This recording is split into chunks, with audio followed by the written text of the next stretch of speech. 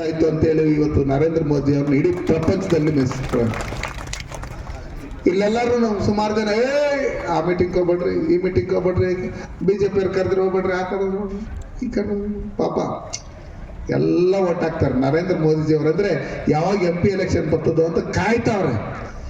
ಏನೇಳ್ರಿ ಕಾಯ್ತಾವ್ರೆ, ಹೋಗಿ ಓಟ್ ಹಾಕ್ಬೇಕು. ರಾಮ ಮಂದಿರದ್ದು ನಾವು ಪ್ರತಿಷ್ಠಾಪನೆ 500 ವರ್ಷಗಳ ಕಾಲ ಲಕ್ಷಾಂತರ ಜನ ಬಲಿದಾನ ಕೊಟ್ಟು ಅಲ್ಲಿ ರಾಮ ಮಂದಿರ ಪ್ರತಿಷ್ಠಾಪನೆ ಆಗ್ತಾ ಇರ್ಬೇಕಾದ್ರೆ ನಾನು ಸಿದ್ದರಾಮಯ್ಯ, ನನ್ನ ಹೆಸರಲ್ಲಿ ರಾಮ ಇದೆ, ನಾನು ಶಿವಕುಮಾರ್, ನನ್ನ ಹೆಸರಲ್ಲಿ ಶಿವ ಇದೆ, ಈ ಲೆಕ್ಕಾಚಾರದಲ್ಲಿ ಹೇಳ್ತಾರೆ. ಈ ಸಿದ್ದರಾಮಯ್ಯನವ್ರು ನಾನ್ ವೆಜ್ ತಿಂದ್ಬಿಟ್ಟು ಮೀನ್ ತಿಂದ್ಬಿಟ್ಟು ದೇವಸ್ಥಾನಕ್ಕೆ ಹೋಗೋದು. ನಾನು ಮುಖ್ಯಮಂತ್ರಿ ಆಗ್ಬೇಕಂತೇಳಿ DK ಶಿವಕುಮಾರ್ ನಾವೇನು ಅವ್ರು ಅಕ್ಕಿ ಕೊಡ್ತೀರಿ ಅಂತ ಹೇಳಿದ್ರು, 1 kg ಅಕ್ಕಿ ಕೊಟ್ಟಿಲ್ಲ, ಮಂತ್ರಾಕ್ಷರಿ ಕೊಡೋಕೋರೆ ನಾವು ಕೊಡೋ ಅಕ್ಕಿಯಿಂದ ಮಂತ್ರಾಕ್ಷರಿ ಕೊಡ್ತಾ ಇರೋದು ಅಂತ ಹೇಳ್ತೇನೆ. ಮುಖ್ಯಮಂತ್ರಿ ಆಗ್ಬೇಕಂತ ಹೇಳಿ ಕೆಜಿಗಳು ಹೋಗಿ ಐನೋರ್ಗಳ ಹತ್ರ ಮಂತ್ರಾಕ್ಷರಿ ಅಕ್ಷರ ಮಾಡಿದ್ ಮರ್ತು ಬಿಟ್ಟವ್ರೆ DK ಶಿವಕುಮಾರ್. ಅದಾದ್ಮೇಲೆ ಇವತ್ತು ಗೊಬ್ಬರ ಬೇಕಂದ್ರೆ ಹಿಂದೆ ಅಂಗಡಿಗಳ ಹತ್ರ ಹೋದ್ರೆ ಬ್ಲಾಕಲ್ಲಿ ಮಾರೋರು.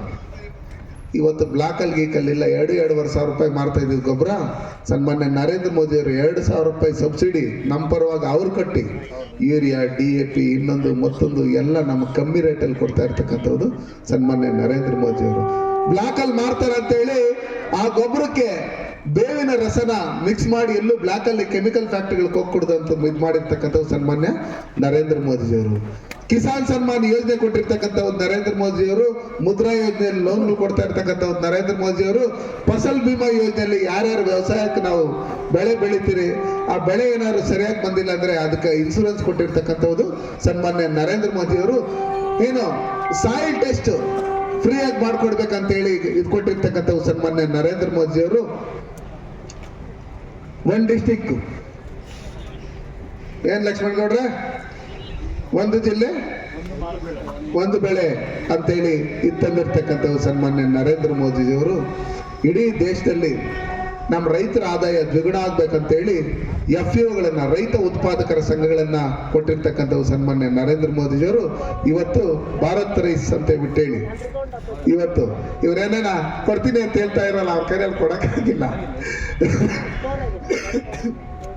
ಕರೋನಾ ಟೈಮಲ್ಲಿ 32 ತಿಂಗಳು 10 kg ಒಬ್ಬೊಬ್ಬರಿಗೆ, ಮನೆಯಲ್ಲಿ ಒಬ್ಬರಿದ್ರೆ 10 kg, ಇಬ್ಬರಿದ್ರೆ 20 kg, 3 ಇದ್ರೆ 30 kg, 4 ಜನ ಇದ್ರೆ 40 kg, 5 ಜನ ಇದ್ರೆ 50 kg, 32 ತಿಂಗಳು ಫ್ರೀಯಾಗಿ ಅಕ್ಕಿ ಕೊಟ್ಟಿರ್ತಕ್ಕಂಥವು ಸನ್ಮಾನ್ಯ ನರೇಂದ್ರ ಮೋದಿಯವರು. ಇವತ್ತು 5 kg ಅಕ್ಕಿ ಕೊಡ್ತಾ ಇರ್ತಕ್ಕಂಥದ್ದು ಸನ್ಮಾನ್ಯ ನರೇಂದ್ರ ಮೋದಿಯವರು.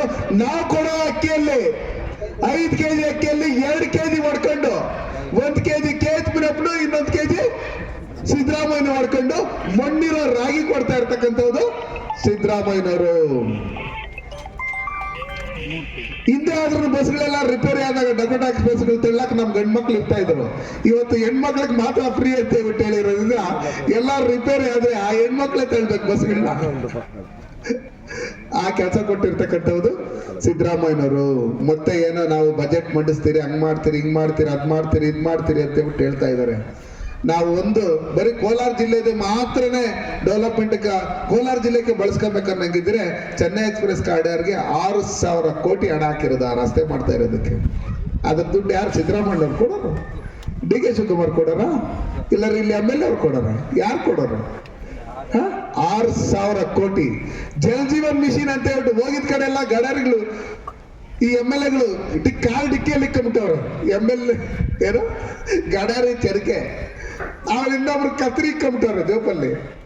ಸನ್ಮಾನ್ಯ ನರೇಂದ್ರ ಮೋದಿ ಅವರ ನಾಯಕತ್ವದಲ್ಲಿ, ಯಡಿಯೂರಪ್ಪ ಅವರ ನಾಯಕತ್ವದಲ್ಲಿ, ಬಸವರಾಜ ಬೊಮ್ಮಾಯಿರವ್ರ ನಾಯಕತ್ವದಲ್ಲಿ ಕೊಟ್ಟಿರ್ತಕ್ಕಂಥ ಏನು ಅನುದಾನ ಇದೆ 2,000 ಚಿಲ್ಲರೆ ಕೋಟಿ ಸಿದ್ದರಾಮಯ್ಯನವ್ರ ಜೋಪಲ್ಲಿ ಕತ್ತರಿಕೊಂಬಂದು ನಾನ್ ಕೊಟ್ಟಿರೋದು ಅಂತ ಹೇಳಿ ಇದು ಮಾಡ್ತಾರೆ. ಅವ್ರಿಗೆ ಹಂಗಿರ್ತಕ್ಕಂಥ ಸಂದರ್ಭದಲ್ಲಿ ಜನಗಳಿಗೆ ಏನಾದ್ರೂ ಹೇಳ್ಬೇಕಾದ್ರೆ, ಸುಳ್ಳು ಹೇಳ್ಬೇಕಾದ್ರೂ ಒಂದೊಂದು ಲಿಮಿಟ್ ಇರುತ್ತೆ.